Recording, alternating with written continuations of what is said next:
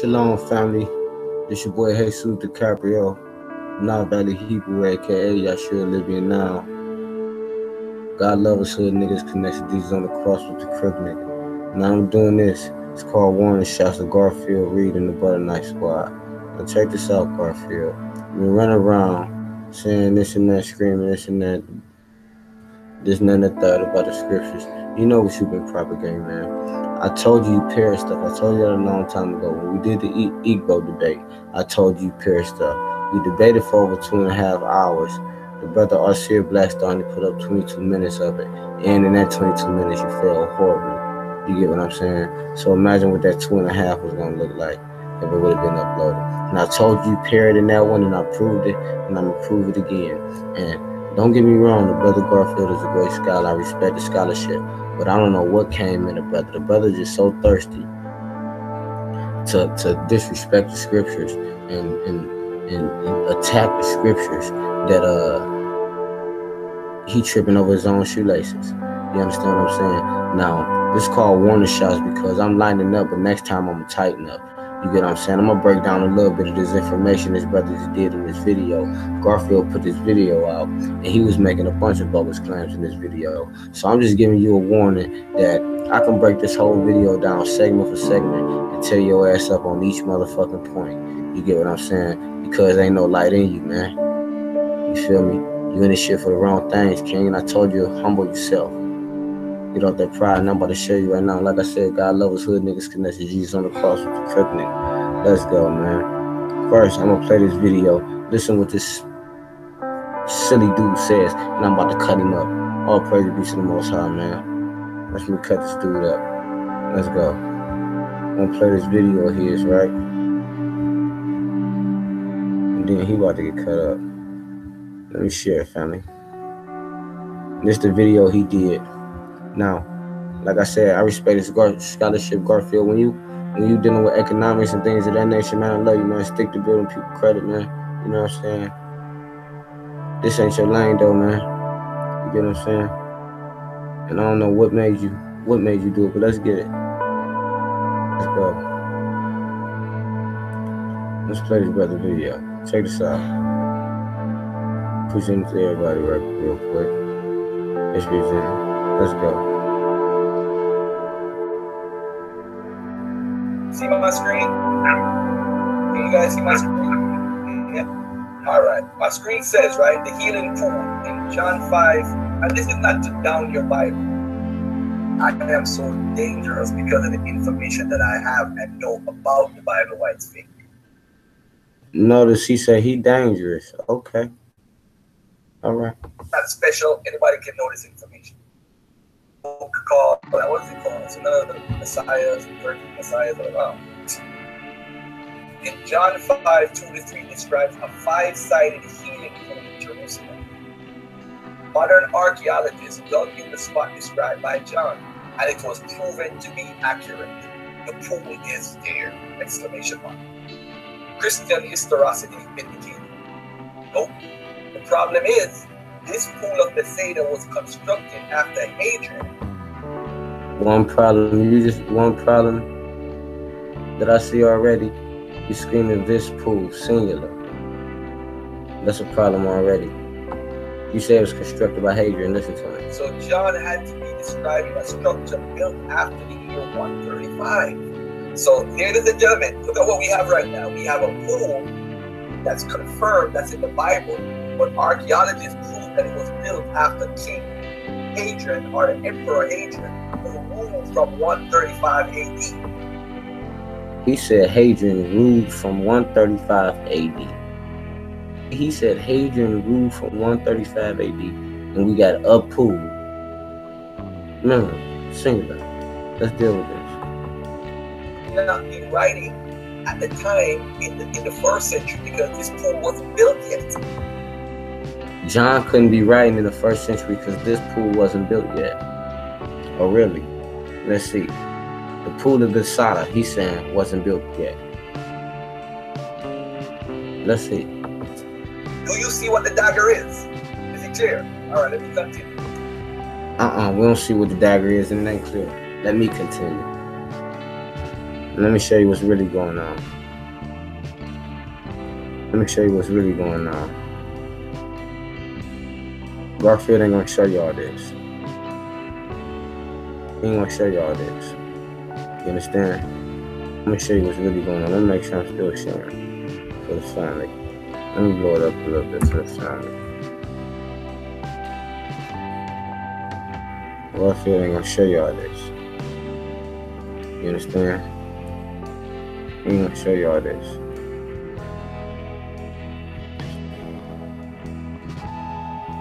I'm gonna show y'all this.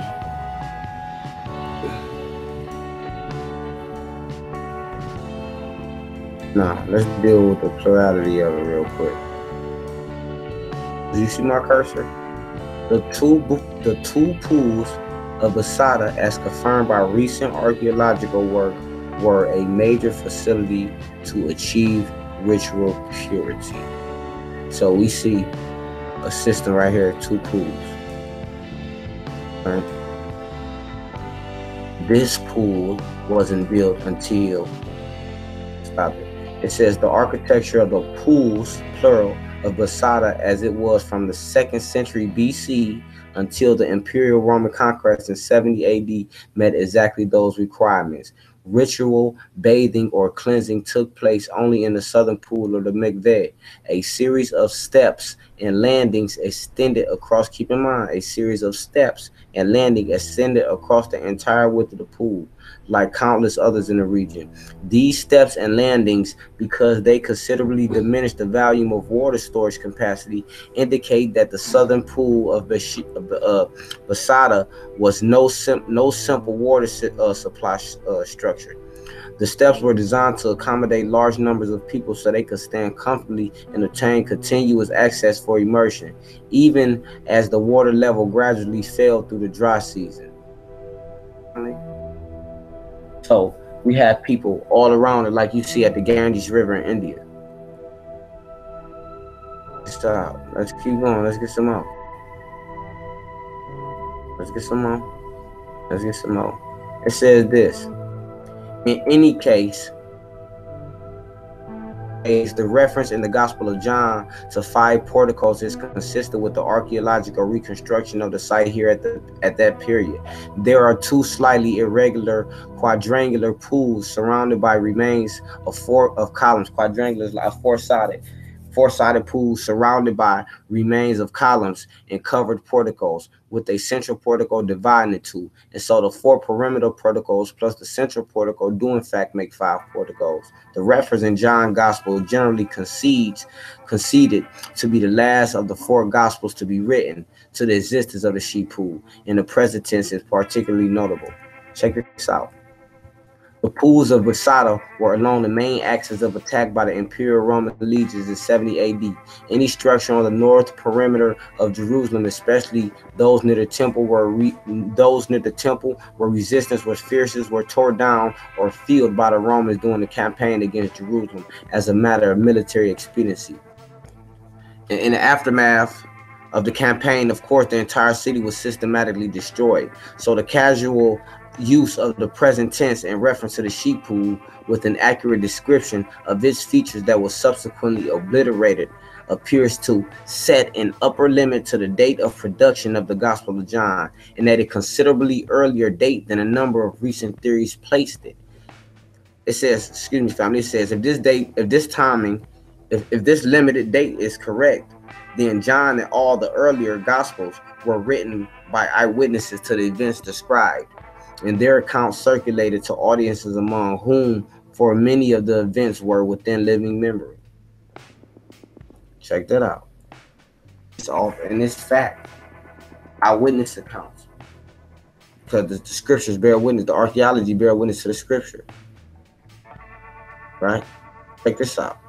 It says the association of the site of the sheep pools, plural, or pools, plural, of Basada was healing.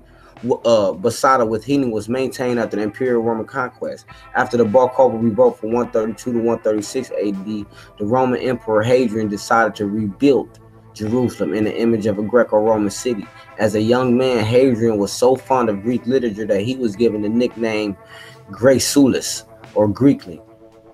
He was a devotee of all things from the then past Greek Golden Age, including its religion. Hadrian intended to eradicate from the memory of the Jewish people, including the Jewish cult followers called Christians, their attachment to the places, events, and people of this, to them, supremely troublesome land. So he wanted to eradicate all of it. That's who built this, Hadrian. Let's keep proving it. To accomplish this objective, Hadrian had 3 Greco-Roman temples strategically placed over key Jerusalem sites of veneration by the former natives who practiced their soon-to-be displaced religion. A temple of the Roman god Jupiter, Zeus, was built over the ruins of the Temple of Jerusalem, substituting the chief god of the Roman pantheon for the god of the Jews and Christians. It says this, and here at the ruins of the pools of Masada, a Roman structure was dedicated to the god Serapis, or the god Asclepius, both of whom were Greek gods of healing. Now these was Greek gods of healing. Check this out. Get up close, let me pull this up for y'all. You go to archaeology. Garfield ain't gonna show y'all that though. Ruins of the temple of Asclepius, Serapis, built over the sites of the pools of Bethesda by the Roman Emperor Hadrian.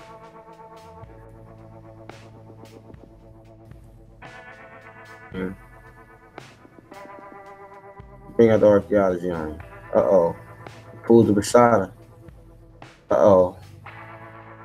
It says this. The area of the pools of Bethesda has always had a source of water. In the days of the Old Testament, the area was outside the city of Jerusalem to the north.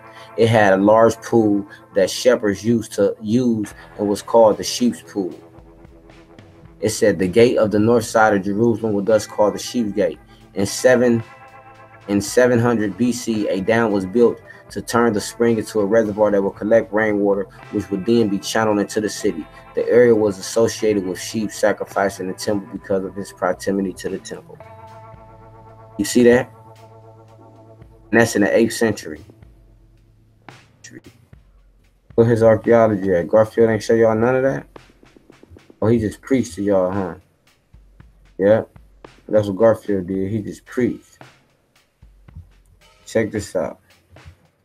The center of this photo, between the two bases of a Mishnah ark, shows the location of the central cistern of the pools of Bethesda in the days of the New Testament. In the layer above, we can see that the remains of the temple of Asclepius, the temple dedicated to the Roman god of healing, was built by the Romans in the 200s for their new city, Aelia Capitolina. You see there? Above that, we see the 2 stubs column from the Byzantine church that later stood on the site before it was destroyed. And if you listen to this brother Garfield, he also made the claim that Hadrian ruled from 135.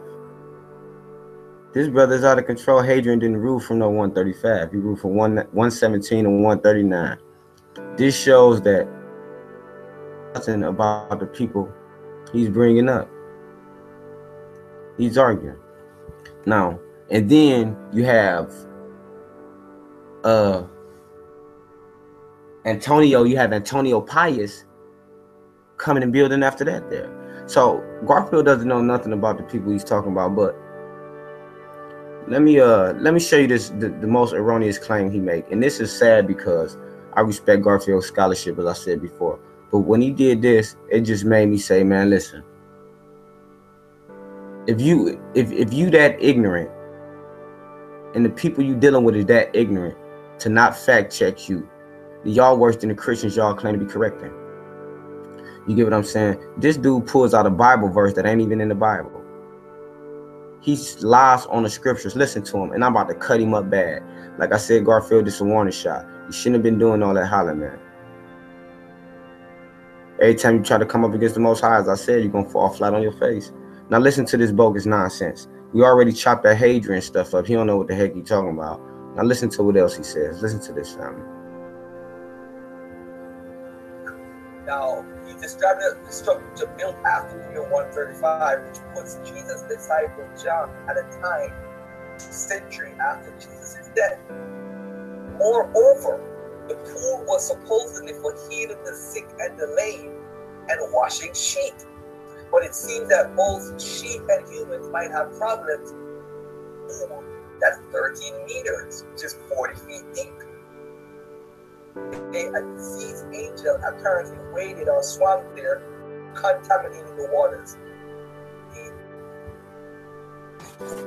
So you hear that? That's one of the reasons why they won't mess with Garfield. The next, that's one of the reasons why they won't mess with Garfield. First of all, let's get John. So, there were steps, but you won't put an archaeology out, so you wouldn't know that. Then he makes this bogus claim that a diseased angel came down in the waters, and he used a reference to John 5. So let's get it in the clip, because I already got it in the clip. Let's get John 5, right? That. Let's see about that. Let's get John 5. Garfield play games. Expecting to see. Why don't I expect him to see? Because the Most High blinded him. Look what John 5 says. It says this. For an angel went down at a certain season into the pool and troubled the water. And first, after the troubling of the water, stepped in, was made whole of whatsoever disease he had. Now, what does it talk about an angel? A diseased angel coming down and contaminating the waters. How can an angel be diseased? Where is he getting that from? And with all the scholarship Garfield has, I am sickened that he would even quote that junk. That shows what the rest of his PowerPoint is about. His whole presentation is about pure junk. You see what I'm saying, Garfield? One more time. Now there is at Jerusalem by the sheep's pool, which is called in the Hebrew tongue Bethesda or Bethsaida, having 5 porches. And no, the pools are not called Bethsaida, Garfield. No, the pools are not called Bethsaida. This is the sheep market or the sheep's gate. That's what's called Bethsaida. This is where they kept the sheep for the sacrificial offerings. You get what I'm saying? So it's called a house of grace at times. Where is he getting this from? Let's go down real quick. They had trouble wading through a water that is 40 meters deep. Listen what the man says to Jesus. He said, the impotent man says, "Sir, I have no man when the water is troubled to put me into the pool." He says, "But while I am going, another steppeth down before me.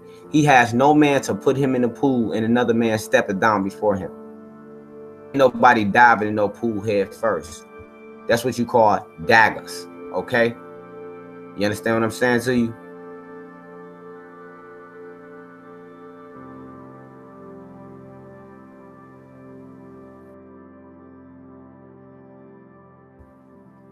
Now, we cleared that up. We cleared that nonsense and that garbage up. He goes on to make another claim. Garfield, this is sad. He goes on to make another claim. And listen to the other claim he make. Listen to the other claim he make. it is entirely based on forged quotations fathers, including the fraudulent thesaurus of Greek fathers, concocted by an unknown author and approved by Pope Urban IV. These forgeries were used to promote the doctrine of papal primacy and thus gaining more power for the church. Now, how do I prove this? Go to Pseudo Isidore. It's Decretos. Once you go to those, you see how the church forged almost every goddamn thing. Study Alcyon of Law. Pause this. Now, you heard what Garfield said. He said, go to Pseudo Isidore. You'll see how the church forged almost every goddamn thing. First of all, how the hell we get to angels contaminating waters to Pseudo Isidore, to Pseudo Isidorian and forgery, right? How did we get from there to there? And what is the relevance? What did they forge, Garfield? Why bring us these forged documents? And what is what is in these decretals, Garfield? What is the decretals about? Why ain't you saying nothing? But let's see. He mentioned the decretals, right? And what he doesn't realize, and when he read Thomas Aquinas, he brought out the source of Thomas Aquinas to factually back him, but that source doesn't back him. The source he read in that Thomas Aquinas work was nothing but a forgery, right? And Garfield don't seem to understand that. I don't think he understands that at all. But let's get the decretals, right? All you got to do is go to the decretals, and you'll see they lied about every goddamn thing, right? About. Point in bringing up that slide. Something that been doing all in the rest of their presentation. They lied about every goddamn thing. What did they lie about, Garfield? Because he ain't telling us that. What was lied? What did they lie about? What you mean they lied? Let's get the decretals. Let me show y'all about every goddamn thing. What concerning the birth of Christ? What concerning the Israelites? Concerning the 12 tribes? Concerning what? Christ dying for the sins of Israel. What did they lie about? What did they lie about, Garfield? And for what? Because they didn't lie about that. He wouldn't have just said they lied about everything. Go read the decretals. Make sure my screen is sharing. It's right here, family. Right here. Right. It says this. The false decretals, a 9th century collection of ecclesiastical legislation containing some forged documents. The principal aim of the forgers was to free the Roman Catholic Church from interference by the state and to maintain the independence of bishops against the encroachments of the archbishops who were attempting to extend their power. It says a party had been formed in an empire to combat the subjection of the church to the state. The party was a group that became convinced that the use of legitimate means would never accomplish this purpose and determined to try to achieve it by illegitimate means. They conceived that positive legislation of their demands could be projected into the past by attributing it to popes and kings long dead. Thus, they produced a number of falsification of church law, which the best known was the false decretals. The false decretals, also called the decretals of pseudo Isidore. You understand what I'm saying? This is what it was about. So what it was about, Romans, or what you would deal, the Roman Catholic Church had a power struggle. And this power struggle between bishops and archbishops. And the bishops was forging documents that go back from before the time of Constantine to try to say that the church and state is separate. But the state was trying to express their power onto the church. Or does some documents. Wait a minute, no, these popes. You know what I'm saying? Documents. I said, nuh-uh. This. Sovereign, in other words. Y'all ain't running us, we sovereign. Look. The principal aim of the forgers was to free the Roman Catholic Church from the interference by the state and to maintain the independence of bishops against the encroachments of archbishops who were attempting to extend power. It had nothing to do with, well, and nothing to do with the Israelites, nothing. Pope fighting shit. And what the forgeries had, the forged documents had nothing to do. This guy's arguing. That's why I say he just reading stuff, don't know what he reading. Information. Dagger. Now, I'm about to go into some more dumb stuff he said. He bring out some inscriptions.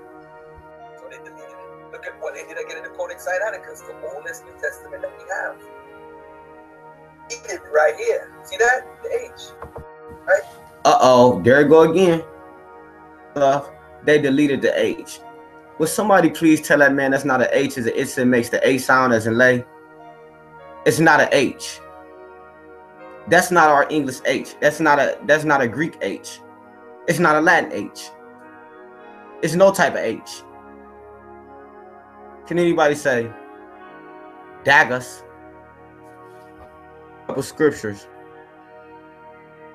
on why Garfield, the dum-dum, ain't see. In this case, the God of this world was blinded. God of this world has blinded the minds of the unbelievers to keep them from seeing the light of the gospel of the glory of Christ, who is the image of God. That's why he can't see. Psalms 111, verse 10. That keep the commandments, have a good understanding. You understand what I'm saying? Not Garfield, because he ain't keeping none, so he don't understand the goddamn thing. This dude, Garfield, again makes another crazy claim. I'm against the Most High, you fall on your face every time. Again, warning shots, my brother. I shouldn't even have to go no more. Y'all should already been figured out by now. What this brother is bringing out is trash. All through this presentation that he bringing out is nothing but trash.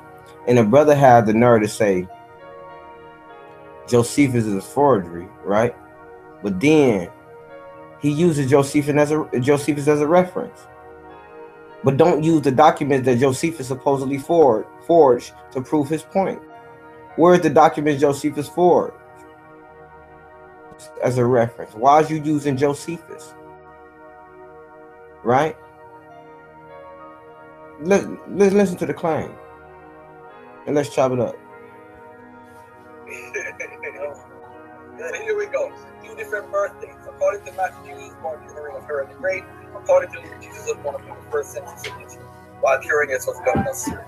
This is impossible because Herod died March 4 BC, and the census took place about 67 and 780, about 10 years after Herod's death.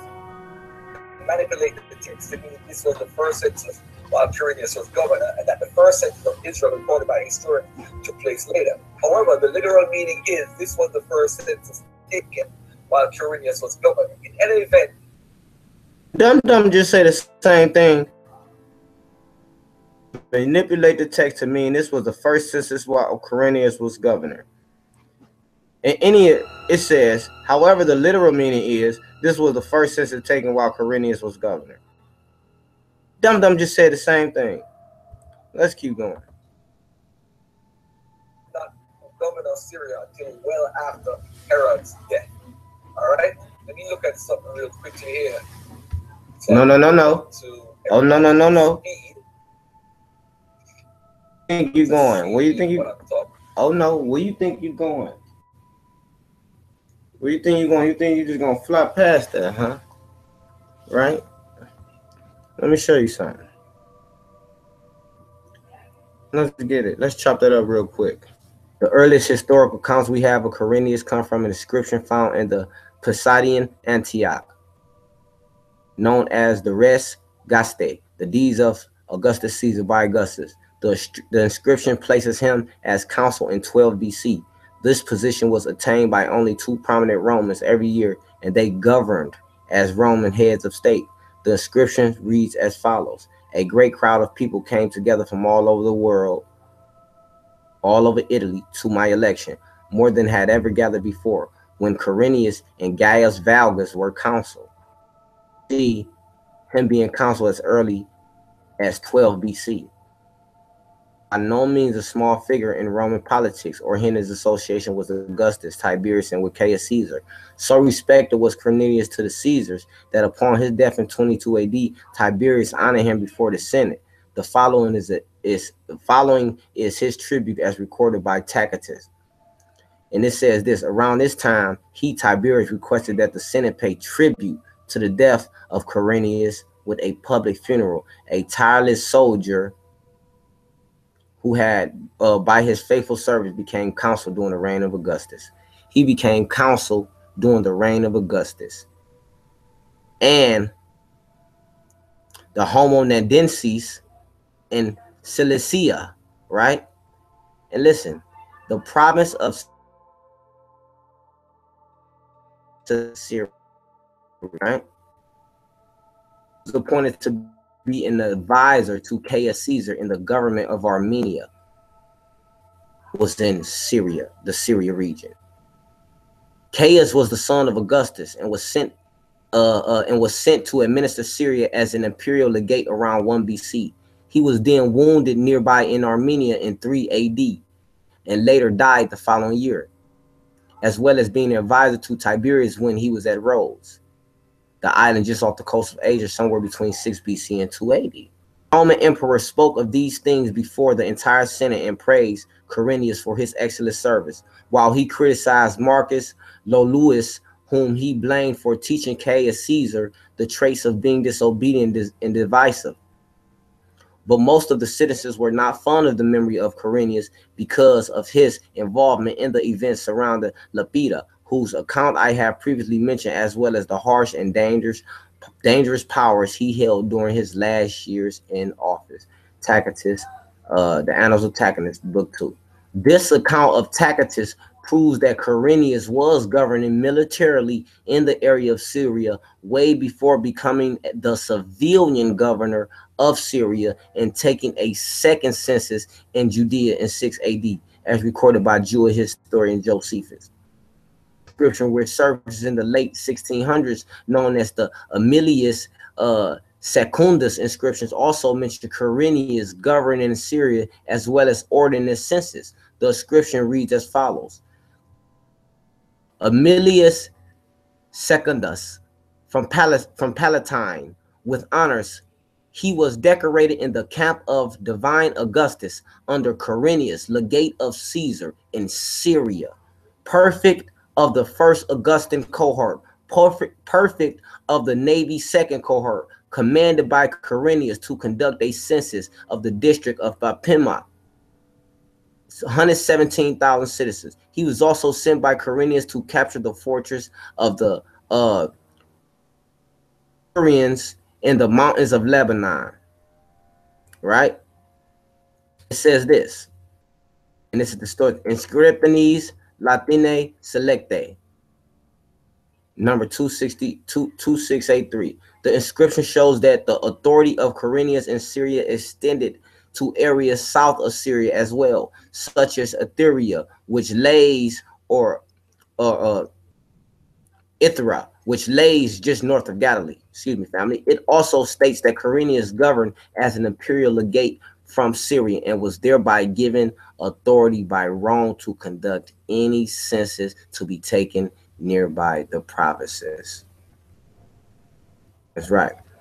The two other inscriptions were found in the 1900s in Poseidon, Antioch, which served as a military command center and eastern outpost for the Roman Empire. The two inscriptions reads as follows: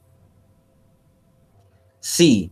Caristenius, CF, Sergius, Franto, Cassius, Luluis, prefect of civil engineers, priest, prefect of Quirinius, the Doomvir, prefect of Servilius from this man, and with a public edit. A statue was erected with the blessings of the council. Inscription, Inscriptiones Latinae Selectae, number 9502. And you see the stone right here, mentioning it right here. Right? The second inscriptions read, Ius, Fanto, Seis, Ianus, Laluis, son of Gaius, from the tribe of Sergia, perfect of civil engineers, military tribune of the 12th Legion, perfect of the Bosporan cohort, priest, perfect of Quirinius, Dumvar, perfect of Marcus Servilius. Description is 9503. Marcus Servilius, who is mentioned alongside Quirinius in these two inscriptions, was Roman consul in 3 AD. Quirinius is also identified as a Dumvar, which means he was one of the two people that jointly held power. Even though all of these evidences point to Quirinius governing in the region during the biblical census, many skeptics, like Garfield, continue to argue that Rome would not have taxed or conducted a census in Israel before it became a Roman province in 6 AD. But Josephus record that the Jews were being taxed by the Romans with commands coming from Syria as early as 44 BC. And the task of raising the funds fell upon the Jewish rulers in power at the time. For example, Josephus record Cassius rode into Syria in order to take command of the army stationed there, and on the Jews he placed a tax of 700 silver talents. Antifer gave the job of collecting this tax to his son. Jewish Antiquities. We also know that Augustus Caesar ordered a census in 8 BC, as we can see in the deeds of Augustus, and this would have taken a good 2 or 3 years to complete in all the provinces under direct control of Rome. Right? It say the following is an account given by Augustus of the census during my 6 terms as consul 28 BC. I, along with my comrade Marcus Agrippa, commanded the census to be taken of the people. I directed lustrum, the first in 41 years in which 4 million Roman citizens were counted. Once again, with imperial authority, I single-handedly authorized a lustrum when the council of Rome were Gaius Cenorius or Censorinus, right? And Gaius 8 BC, which during the time 4 million Roman citizens were counted. That's in the deeds of Augustus. The census in ABC seems to have occurred too early in the history to be considered the biblical census, which Joseph and Mary Joseph and Mary were registered. The early, see, this is a census where they were registered. The early church historian Tertullian, Origen, and Eusebius all held that Christ was born in 2 BC and that Herod died in the following year, 1 BC. So this is what they saying. In the earliest manuscripts of Jewish antiquities by Josephus also mentioned that Herod's son died in 22 years BC, which would be 36 AD, and that he ruled for 37 years, thus giving a date of 1 BC for his appointment as Tetrarch right after the death of his father Herod the Great. The biblical census was probably implemented by Herod to coincide with Rome's decree that everyone throughout the empire should give honor to Augustus Caesar. This took place in 2 BC. When Augustus Caesar was given the title Father of My Country, and you can read that in the deeds of Augustus too, when he talk about he coming in and they gave him the title Father of his country, and then everybody was required to pay to this man. It says this is recorded in the annals of when Augustus became Father of My Country by the Roman Senate, was honored throughout all the empire. This is recorded in the annals of Caesar, who wrote the following: while I was a minister in my 13th consulship, 2 BC, the Senate and the equestrian ordered, and the entire Roman people gave me the title Father of My Country, and decreed that this title should be inscribed upon the vestibule of my house, and in the Senate house, and in the Forum Augustum, beneath the quadriga erected in my honor by decree of the Senate. Josephus also mentioned that shortly after Herod's death, a dispute broke out as to who should take over the rule of Herod's territories. One of these people Caesar asked for an opinion on the issue was from his adopted son Caius, who was being groomed to be the next Caesar. Shortly afterwards, Caius was appointed legate in Syria. So if Herod died in 1 BC, it will correspond with Caius being installed as legate to Syria shortly afterwards. It sure enough fuck would. Since the Bible said Quirinius was governing in Syria at the time of the census, right before Herod's death, it will make sense that Augustus would have chosen him to be the advisor to his son Caius, who was being sent to that region. Dagger. Now, the way we look at this is look at contemporary people. Let's look at Joaz. Now check this out. Judea now became an autonomous part of the Roman province of Syria, ruled by a prefect who was ordered to organize the taxation of the new prefecture. Not surprisingly, the Jewish peasants were unhappy. The high priest Joazar, however, was able to convince almost everyone to corroborate with the new authority, since the alternative would be the return of the destined Herod. Now check this out.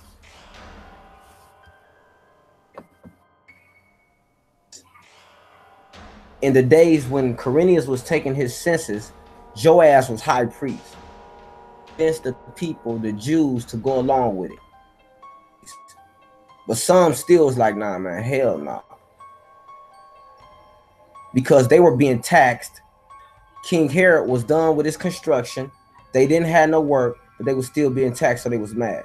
Now check this out. Let's see who Joazar is. High priest for 6 years during the later days of Herod the Great and of Archelaus, 2 BC. BC to 2 AD. Now he was during the time of Archelaus from 4 BC to 2 AD. And this is the guy during the census convinced the Jews to go on and get down. He convinced them to go on and get down, and he was high priest from 4 BC to 2 AD. So you have your consensus from between 4 BC to 2 AD when he was high priest, because Quirinius was doing the census at that time. And let's see who he is. All right, high priest family. Let me show you something. And as a matter of fact, Herod married his sister. Herod the Great married his sister, and Herod the Great gave his families a little love, and all fucked up. All right. So let's see, Josar, son of Bothus, 4 BC and before 6 AD. Unpopular and advocate of compliance with the Roman census. The Roman census, this was before 6 AD. And from 4 BC to 6 before 6 AD. So we can say from 4 BC to when he was high priest, which was 2 AD. Which was 2 AD. And we see that he was an unpopular high priest and an advocate of compliance with the Roman census. That he was saying, go ahead, you know what I'm saying, comply. Don't just keep your head down. Don't worry about nothing. Everything gonna be all right. We ain't gotta worry about this other scumbag. So you know, gonna give it up. You know what I'm saying? Empty out your pockets, out your billfolds. So they ain't like that about this brother. But we can clearly see that he's from 4 to 2 AD. It had to be the time in between there. What you call that? Daggers. Let's deal with another claim this clown make. The clown make another claim, the Tahib, and claim these are Jesus, historical figures of Jesus. We're gonna deal with the Tahib, Jonathan the Weaver, and Carabbas real quick. Let me show you how much this dude. Now, he goes to say Josephus is a fraud, but always quote Josephus. He don't never quote none of the people he say Josephus forged. You get what I'm saying? Let's get it. The Samaritan prophet, 36 CE. This is after the death of Christ. Keep in mind. For a man who made light of mercy and in all his design catered to the mob, rallied them, bidding them to go in a body with him to Mount Gerizim, which belief is the most sacred of mountains. He assured them that on their arrival he would show them the sacred vessels which were buried there where Moses had deposited them. Viewing this tale as plausible, appeared in arms. They posted themselves in a certain village, and as they planned to climb the mountain, in a great multitude, they welcomed to their ranks the new arrivals who kept coming. But before they could ascend, Pilate blocked their projected route up to the mountain and decimated a detachment of cavalry and heavily armed infantry, who in encounter with the first comers in the village slew some in pitched battle and put the others to flight. Prisoners were taken, of whom Pilate put to death the principal leader or most influential among the Jews. Now this is what this brother quotes. This is the type of nonsense he be doing. Dude. That's his job. Let's see if we can find that job. Right? Let's see if we can find that job, because this dude is crazy. Right? Here we go. Let's see. Listen to what he say. Mount Gerizim, for those who don't know, is in Israel or Samaria. And you have people today who are Samaritans who claim that the temple, the real temple, is really there and not Jerusalem. Alright? Where he would show them sacred vessels buried there by Moses, or as he would have if Pilate and his forces had got there first, killing many of them in battle, scattering the rest and executing the leaders, including the Taib. So we have a Taib who was crucified by Jesus, right? Crucified by Jesus? This dude tripping. By Pilate, man? Another guy, let's deal with this real quick. Like I was showing you, the Taib, I told you, this dude is crazy. Samaritans, right? Let me show you something. Who are the Samaritans, man? Samaritans. In later Hebrew writings, the word Samaritan speaks of a people of the district of Samaria in central Israel. They came from intermarriages of certain Israelites with the colonists from Babylon and other parts of Mesopotamia and Syria. These colonists had been placed there by the Assyrian king Sargon II and Esarhaddon after the northern kingdom of Israel had been conquered and the strongholds at Samaria fell to the Assyrians. It resulted in thousands of Israelites being deported away, never to be heard from again, and colonists being chosen by the Assyrians and placed in Samaria along with a governor. Later, when the temple at Jerusalem was being rebuilt, the Samaritans helped, but their offers was rejected. Now, he talking about, they say the temple is at Mount Gerizim. If they say that, then why are they in the scriptures offering to help build the temple of the Most High? Get that too. As a result, they not only tried to prevent the rebuilding of the temple and the city walls, but in the time of Nehemiah built a temple themselves on Mount Gerizim near Shechem. Mount Gerizim, So they built the temple later. This dude Garfield don't know what the heck he be talking about. These disputes further hostile relations between the Samaritans and the Jews. The Jews, for example, would not allow the Samaritans to sacrifice in the temple at Jerusalem and considered marriage between Samaritans and Jews illegal. Also, because of the fact that the Samaritans were considered half Jews and a mixed race, many conflicts existed between the Jews and the Samaritans during the time of Christ. And that's a fact, because you remember at the well, the woman with Christ at the well, Ezra 4:1-5, the jealous Samaritan. Now when the adversaries of Judah and Benjamin heard that the children of the captivity builded the temple unto the Lord God of Israel, then they came to Zerubbabel and to the chief of the fathers and said unto them, let us build with you, for we seek your God as ye do, and we do sacrifice unto him since the days of Esarhaddon, Asher, who brought us up hither. See, they ain't been in the land for long. And they want to worship the Most High. They trying to help build the temple, but guess what? It says this: but Zerubbabel and Yah'shua and the rest of the chiefs of the fathers of Israel said unto them, do with us. Say, ye have nothing to do with us to build a house to our God, but we ourselves will build unto the Lord our God of Israel, as King Cyrus, the king of Persia, has commanded us. The land weakened the hands of the people of Judah and troubled them in building, and hired counselors against them to frustrate their purpose all the days of Cyrus, king of Persia, even until the reign of Darius, king of Persia. So we see that Garfield don't know what the hell he talk about. Christ says this in John 4, right? This. Jesus, it says, and let's start at 4. He had to go through, it said he must needs go through Samaria.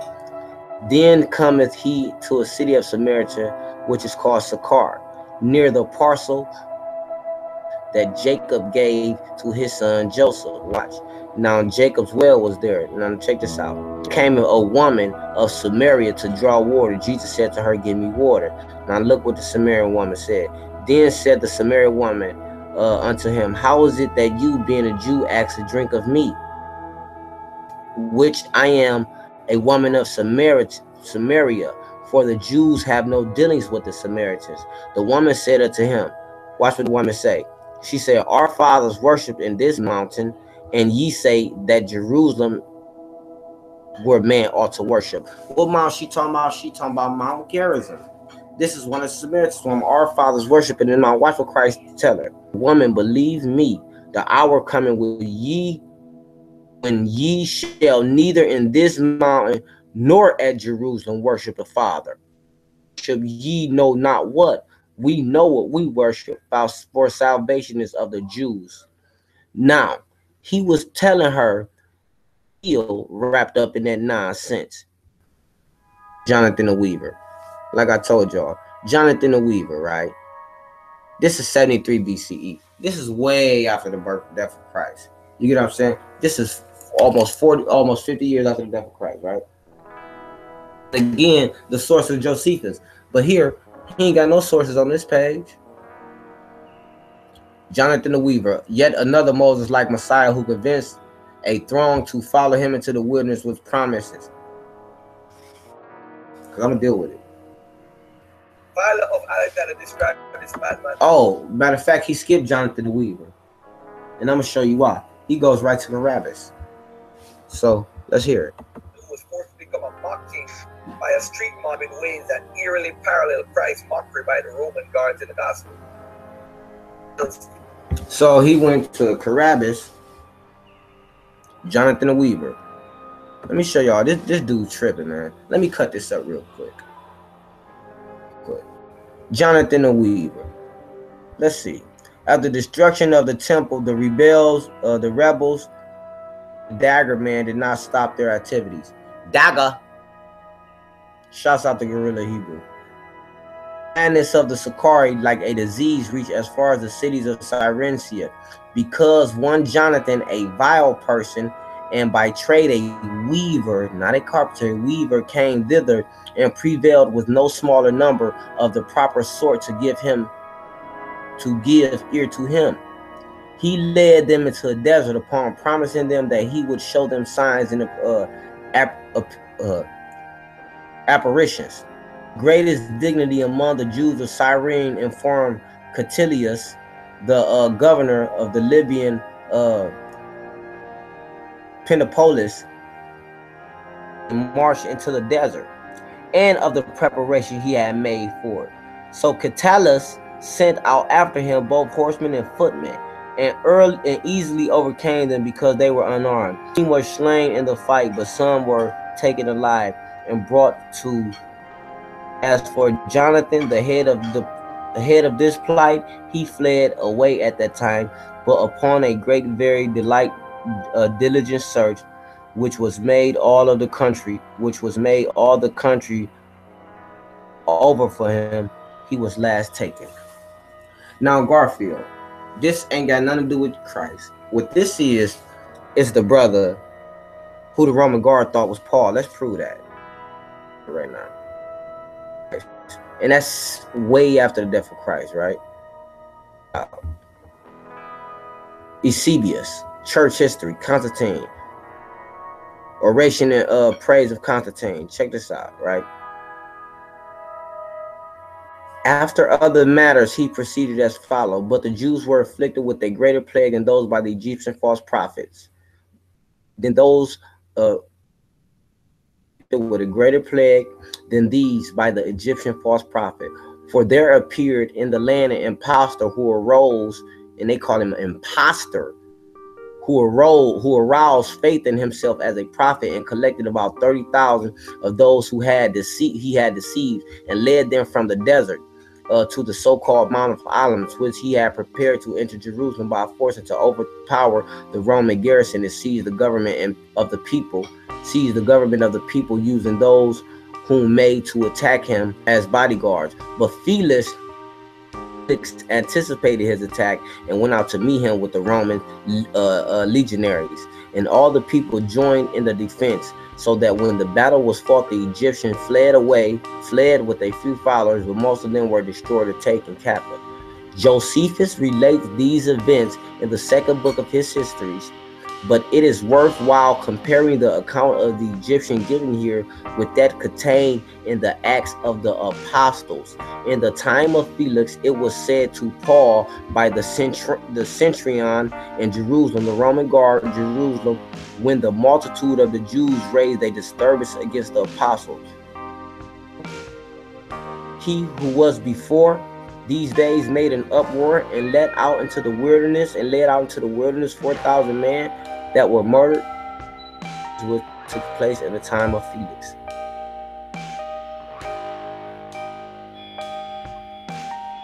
Acts 21:37. And said Paul, as Paul was to be led into the castle, he said unto the chief captain, may I speak unto thee? Who said, can thou speak Greek? That show you Paul looked like the Egyptian.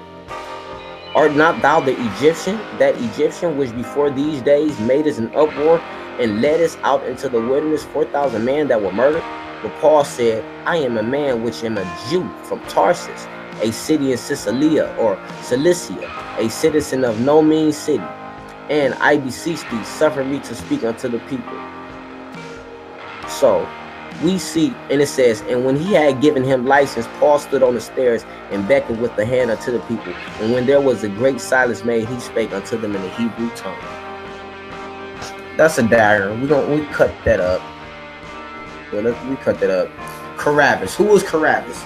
Let's cut this up real quick. I'll blow this up a little bit so we can see it better. Right?